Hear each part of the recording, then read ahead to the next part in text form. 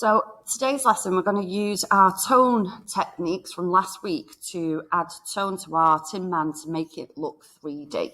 You can see on the left-hand side, the light is going to hit the shape. So your left-hand side of shapes will be light and your right-hand shape side will be dark. There's a few approaches you can take when adding tone and how to blend your tones.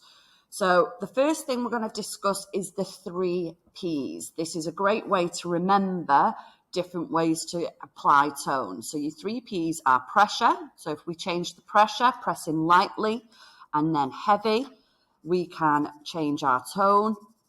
So we can change the pressure like that and we'll get a nice fade.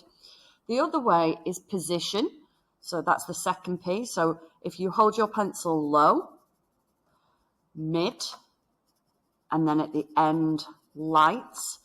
And the reason that that happens is because of the distance from your fingers down to the edge of the pencil. You can't press heavy like that. So that's another way to do it.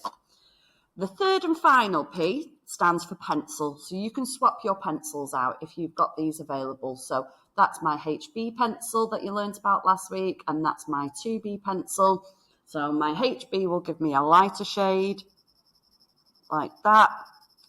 And then I can swap my pencil out and I can do this one over the top, and that'll fade quite nicely.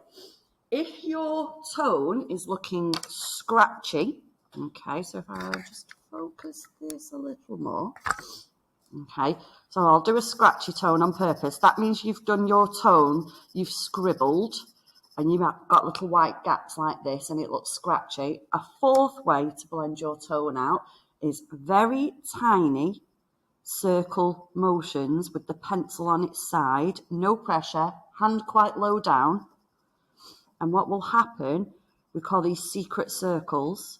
So you shouldn't be able to see that they're circles, but what will happen is that will start to fade out any scratchy areas for you as well.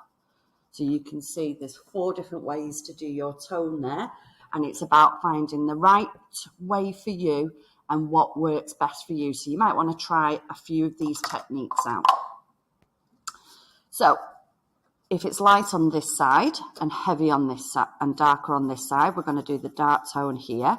And what we can do is follow that straight line for a basic blend. And as it comes out, we're going to get lighter as we come down and round to this side. Fill in any of those little white gaps, making sure it's nice and smooth. And then there we go. And that's kind of doing it on a straight edge. And that's the easiest way to do it. So you would follow that straight edge. You might remember from the video last week that we talked about curvy tones and making things look more 3D. So you can just blend that out. So I'm going to do my soft circular motions there to blend that out. And see how that fades now. I'm not happy with that bit. Go and do another layer. Remember to stay inside your shape as well. But last week we talked about curvy tones to make it look more 3D. So following the straight edge is the easiest way. To challenge yourself, you can do curved tones like this, and then it's going to look more 3D and it's going to look even better. I can't do curvy tones dipping under, because if you think about your wrist, it naturally likes to sort of go over like a compass. So I'm going to turn my page upside down. Light on this side, dark on this side now. So now I'm going to do some curvy tones. And like I said, they're a bit harder. You've got to be a bit more patient. And then fade that outwards.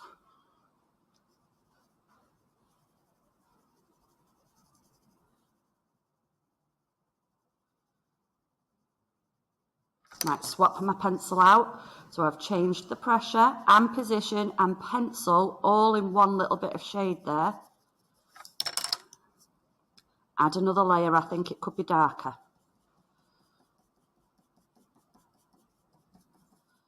Fade that into there so it doesn't look stripy, to get the perfect blend.